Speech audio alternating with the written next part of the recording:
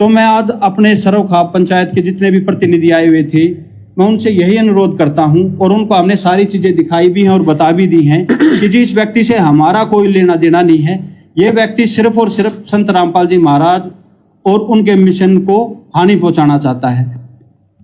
चांद राठी जी कह रहे हैं कि साहब खा पंचायत के प्रधानों, आज मैं ये क्लियर कर देना चाहता हूं कि इस व्यक्ति पवन दास से हमारा कोई संबंध नहीं है। अरे मुझे रखना भी नहीं तुम जैसे अज्ञानियों से संबंध है। तुमसे संबंध जोड़ के मुझे क्या मिलेगा? मुझे मिलेगा मेरे गुरुदेव से संबंध जोड़ के, और उनके और मेरे संबंध तो बड़े प्रगाढ़ हैं, आगाध हैं। गुरु शिष्य का नाता तो बाप बेटे का होता है, बाप बेटे का। और बेटा जितनी बाप की महिमा करेगा, उसके वचन में चलेगा, बाप उतना ही बेटे के नजदीक आता है। तो हम सत्सेवक भाई बहनों को तो तुम आश्रम वालों की, जगत वालों की, क्योंकि तुम लोग तो जगत से भी गए गुजरे। अरे सतगुरु रामपाल जी के मुख से विशेष संदेश नंबर 66 में आपने पहले सुन लिया ना, जिसमें सतगुरु जी कह रहे हैं कि तुम तो जगत वालों से भी गए गुजरे हो गए। तो ऐसे गए गुजरे लोगों से हमें क्या संबंध रखना भाई? तो भाई हम सत्सेवक भाई बहन आप आश्रम वालों से, अगर आप इसी प्रकार से चलते रहे, अगर इसी प्रकार से अज्ञानता में चलते रहे मुंह ढक के, तो आप और हमारा कोई संबंध नहीं है भाई। हमारा संबंध तो हमारे गुरुदेव भगवान से है और रहेगा। और उस संबंध को उनके अलावा धरती पर कोई ऐसा पैदा नहीं हुआ जो तोड़ सके। वो संबंध केवल दो ही तरीकों से टूटता है, या तो भगत गलती कर दे और गुरु की नजरों से नीचे गिर जाए, या सतगुरु तोड़ दे। सतगुरु वैसे तोड़ेगा नहीं भाई, सतगुरु तो जोड़ने आता है, तोड़ने नहीं आता। और अब हम वो गलतियां कर नहीं सकते जो गलतियां हम युगों युगों से करते आ रहे हैं। तो अब तो भाई हमारा और सतगुरु रामपाल जी का रिश्ता सुई और धागे का हो गया, सुई और धागे का। शब्द सुना ना परमात्मा का, मानत ना मन मोरा साधु, मानत ना मन मोरा रे, बार बार सतगुरु समझावे, जग में जीवन थोड़ा रे।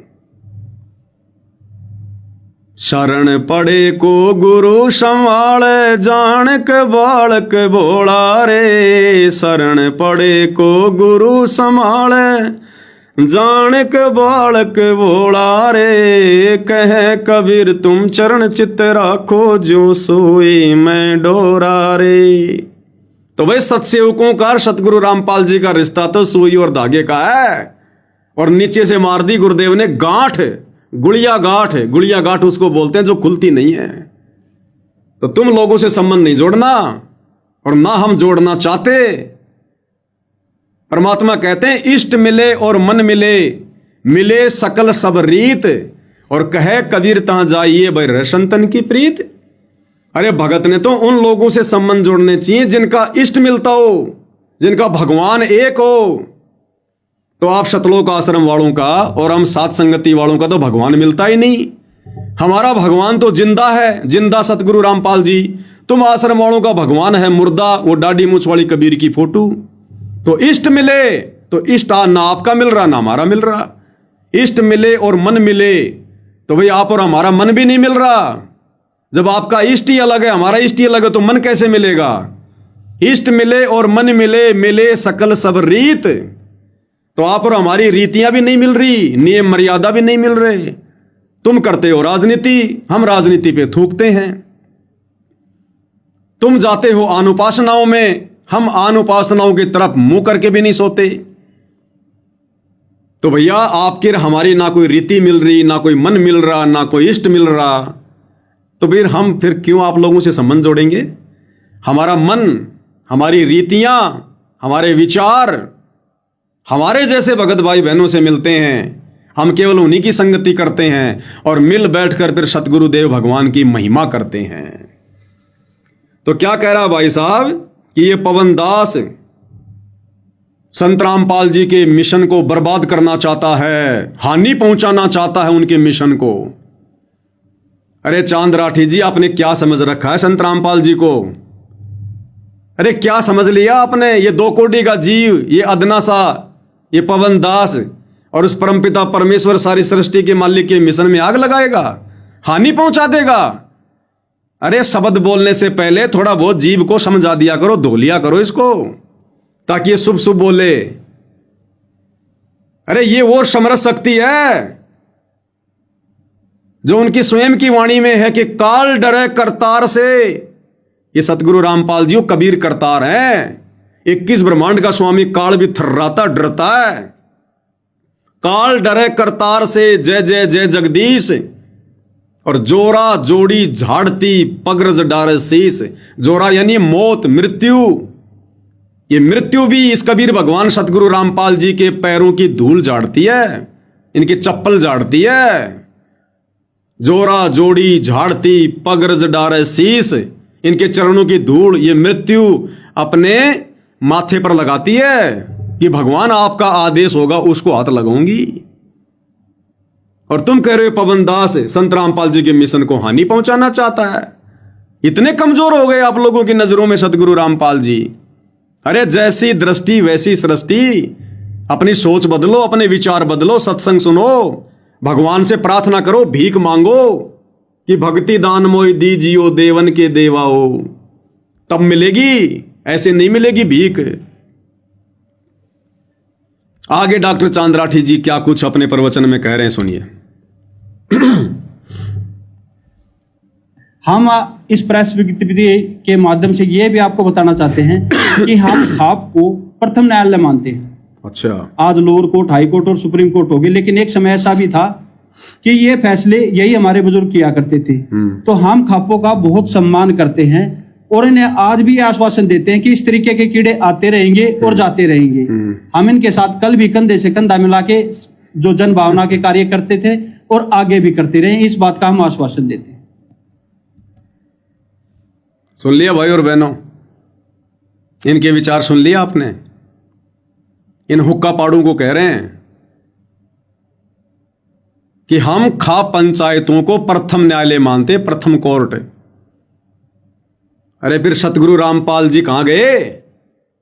सतगुरु रामपाल जी का न्याय कहां गया? उनका विधान कहां गया? कहते हम तो खाप पंचायतों को प्रथम न्यायालय मानते हैं, संत रामपाल जी को नहीं। और हम खाप पंचायतों के साथ कंधे से कंधा मिला के चलेंगे। पहले भी चल रहे थे, आज भी चल रहे हैं। भक्तों के साथ कंधे से कंधा मिला के नहीं चलेंगे। परमात्मा के मार्ग में कंधे से कंधा मिला के नहीं चलेंगे।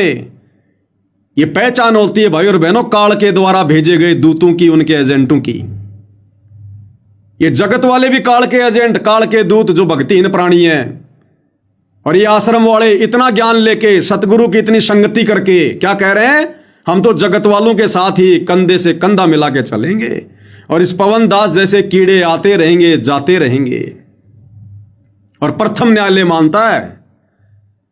अरे भाई, अगर तू खाप पंचायतों को प्रथम न्यायालय मान रहा है तो तेरी खाप पंचायत तो पवन दास के खिलाफ न्यायालयों में जा रही है, कोर्ट में जा रही है मुकदमा करने।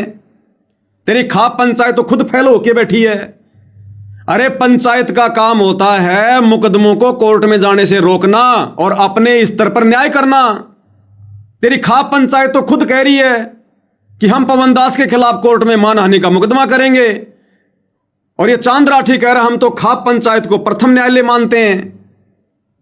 तो भाई तू क्या कह रहा है? विचार कर अपने शब्दों के ऊपर। तेरी खाप पंचायत तो खुद फैल होके बैठी है। इस पवन दास का न्याय तेरी खाप पंचायत नहीं कर पा रही, तभी तो कोर्ट में जा रही है। और आप कह रहे हो कि हम तो खाप पंचायत को प्रथम न्यायालय मानते हैं। यह होती है झूठी प्रशंसा, झूठी प्रशंसा। यह भक्ति मार्ग में नहीं चलती, भगत को शोभा नहीं देती। भगत ने ऐसे किसी की चापलूसी नहीं करनी चाहिए। अरे क्या दे देंगे तुम्हें जगत वाले? जूते मिलेंगे, जूते, कुछ नहीं मिलेंगे इससे ज्यादा। यह संसार किसी को कुछ नहीं दे सकता। परमार्थ की कीमत जगत नहीं दे सकता। त्रेता युग की कहानी गुरुदेव ने बताई। हनुमान जी ने रामचंद्र जी की सीता को वापस लाने के लिए जी जान लगा दी। करोड़ों लोगों को मारकर वो आत्महत्या का दोष अपने ऊपर ले लिया।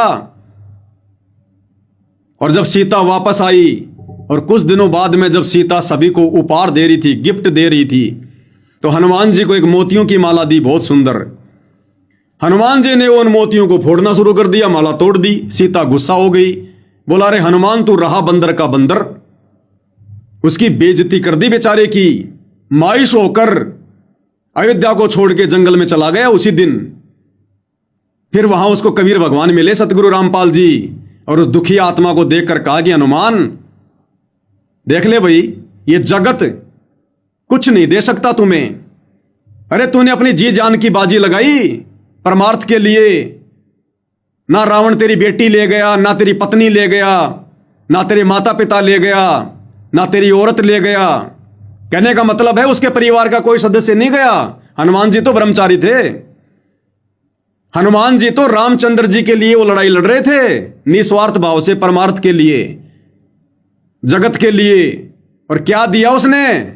दुत्कार दिया, बेइज्जती कर दी। तो गुरुदेव भगवान कहते हैं कि भगवान दे सकता है, ये जगत नहीं देगा कुछ भी। चाहे कितना पानी निकाल दो, कितनी चापलूसी कर लो इनकी, अंत में ठेंगा मिलेगा, ठेंगा। क्योंकि तुम लोग इनको ज्ञान आधार से नहीं जोड़ रहे, तुम लोग इनको अपने एहसानों के नीचे दबा के और इनको अपने साथ में बैठा रहे हो। और गुरुदेव भगवान कहते हैं जगत वालों के साथ में तो उठना बैठना भी नहीं चाहिए, पाप लगता है। दुनिया से ती दोस्ती पड़े भजन में भंग, एका एकी राम से या साधु के संग। या तो एकांत में अपने भगवान का भजन करना चाहिए या अपने भगत भाई बहनों के साथ में बैठना चाहिए। लेकिन आप लोगों को भगत भाई बहन तो दुश्मन नजर आते हैं। आप तो इन लोगों के साथ में, जगत वालों के साथ में, दुनिया वालों के साथ में कंधे से कंधा मिलाकर चलने में बड़े खुश हैं। तो कह रहे हैं हम तो खाप पंचायत वालों के साथ में पहले भी खड़े थे, आज भी खड़े हैं, आगे भी खड़े रहेंगे और कंधे से कंधा मिलाकर चलेंगे। तो ये इनके विचार हैं भाई और बहनों। भक्ति मार्ग में आने के बाद सोचिए, ये सतलोक जाने की तैयारी कर रहे हैं या नरक लोक जाने की तैयारी कर रहे हैं। आगे क्या कुछ कह रहे हैं श्रीमान चांद राठी जी, सुनिएगा। बिल्कुल जी, जो मैंने एफआईआर आपको हम देंगे सारी कॉपियां, जो 22/9/2022 की 8/9/2022 की जो एफआईआर है, उसमें इसने लोगों से अपने अकाउंट में पैसे डलवाए, जिसके बाद ये शिकायतें जगह जगह से आने लगी। जब ये शिकायतें गुरुजियों के पास गई तो गुरुजियों ने आहत होकर इसके खिलाफ मेरे ही माध्यम से मैं ये एफआईआर, ये जो दर्ज एफआईआर है, इसकी प्रीति में एसपी हिसार को सबमिट करके आया था। सारी जांच हुई और इसको दोषी पाया गया, उसके बाद ये एफआईआर दर्ज हुई। कह रहा है इस पवन दास ने लोगों से अपने अकाउंट में पैसे डलवाए। अरे भैया, पवन दास ने किन लोगों से अपने अकाउंट में जो है पैसे डलवाए? केवल अपने सत्सेवक भगत भाई बहनों से। तुम शतलोक आश्रम वालों के आगे हाथ नहीं फैलाए और तुम शतलोक आश्रम वालों ने जबरदस्ती मुझ पवन दास के खाते में 5-5 हजार रुपए डालकर और जबरदस्ती तुम लोगों ने मेरे ऊपर मुकदमा करवाया, झूठे गवाह बने। और कबीर सागर के सरलार्थ में गुरुदेव ने क्या लिखा है कि जो व्यक्ति भगत होकर झूठी गवाही देता है, अगले जन्म में वो सांप बनता है, सांप, सर्प। फिर उसको 2 जीभ मिलती है, 2 जीभ लपर लपर करेगा, लपर लपर, कि बेटा झूठी गवाही दिया करता था ना इसी जीभ से, ले अब तेरे को डबल जीभ दी जाती है, निकाल अंदर बाहर कर फटाफट फटाफट। तो जिन जिन भक्तों ने मेरे खाते में जबरदस्ती मेरे ऊपर मुकदमा करवाने के लिए पैसे डाले थे और जो इस मुकदमे में मेरे खिलाफ झूठे गवाह हैं, परमेश्वर जी के विधान अनुसार अगले जन्म में सरप बनोगे, सरप, और इसी जन्म में भी दुर्गति होगी। मालिक के विधान अनुसार माफी मांगनी पड़ेगी। अंत में आप लोगों ने जो ये कुकृत्य किया है, आप लोगों ने जबरदस्ती, जिस प्रकार दुर्वासा ऋषि को माफी मांगनी पड़ी अम्बरीश ऋषि से, ये वही भक्ति है, वही भगवान है, वही मार्ग चल रहा है, वही इतिहास दोहराए जाएंगे, ध्यान रखना। अब इससे पूछा जा रहा है कि भाई पवन दास ने इतने कांड कर दिए, इतनी घटनाएं हो गई, जगह जगह इसकी गिरफ्तारी हो गई, हाई कोर्ट में, फलाने में और दिखने में। तुम कह रहे हो लोगों को ठग रहा, धार्मिक भावना भड़का रहा, ये कर रहा, वो कर रहा है, फोटो फाड़ रहा है, ये है वो है, हुक्का पीने वालों को ढेड़ कह रहा है। इतना सब कुछ हो गया तो इस पवन दास की गिरफ्तारी क्यों नहीं हो रही, कोई कार्रवाई क्यों नहीं हो रही इसके ऊपर? तो डॉक्टर चांद राठी जी कह रहे हैं कि पवन दास के पीछे कुछ संगठनों का हाथ है, कुछ ताकतें इसके पीछे हैं। सुनिएगा भाई और बहनों, इसके पीछे कुछ संगठन है जी। इसकी गिरफ्तारी भी हुई। मैं जो ये पहला मुकदमा बता रहा हूं, इसमें इसकी गिरफ्तारी हुई, 3.5 महीने में बेल हुई। जो दूसरा मुकदमा है, इसमें इसकी गिरफ्तारी हुई, ये बेल पे है। तो ऐसा नहीं है कि इसके खिलाफ हम कार्रवाई नहीं कर रहे, इसके खिलाफ कार्रवाई भी हो रही है, लेकिन इसके पीछे कुछ ताकतें हैं जो संत रामपाल जी महाराज के इस पवित्र मिशन को रोकना चाहती हैं। इस पवन दास के पीछे कुछ ताकतें हैं, कुछ संगठन हैं। अरे बात तो आप बिल्कुल सही कह रहे हो चांद राठी जी, लेकिन बस आपकी दिशा थोड़ी सी गलत है। बिल्कुल इस पवन दास के पीछे एक बहुत बड़ी ताकत है, बहुत बड़ा संगठन है, और वो है सतगुरु रामपाल जी। बंदी छोड़ सतगुरु रामपाल जी वो ताकत है, वो संगठन है, हिम्मत है, जो हमेशा मुझे सत्कर्म करने के लिए, सच कहने के लिए प्रेरित करते हैं। ढाल बनकर आगे पीछे रहते हैं अपने हर बच्चे के, जो सतमार्ग पर उनके पच्चिनों पर चलता है। पवन दास कोई स्पेशल नहीं है, कोई विशेष नहीं है। सतगुरु रामपाल जी मेहरबान तो पवन गदा पहलवान, वो अपने हर बच्चे के आगे पीछे ढाल बनकर खड़े हैं, जो उनकी मर्यादाओं में रहकर भक्ति करता है, उनकी महिमा करता है। तो भाई चांद राठी जी, ताकत तो है, संगठन तो है, लेकिन वो संगठन सतगुरु रामपाल जी है, वो ताकत सतगुरु रामपाल जी है, जो फिर भी बाड़ बाका नहीं होने देते तुम लोगों के इतने कुप्रयासों के बावजूद भी।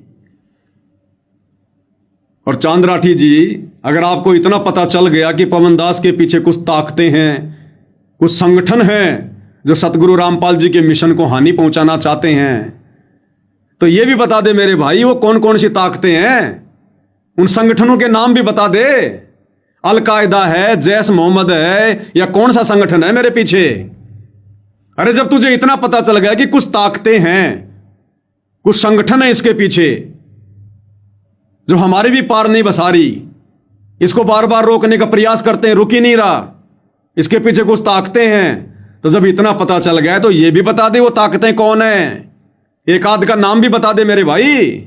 तो क्यों झूठ पेल रहा है। ये वीडियो आने वाले समय में दुनिया देखेगी, मुंह पे थूकेगी।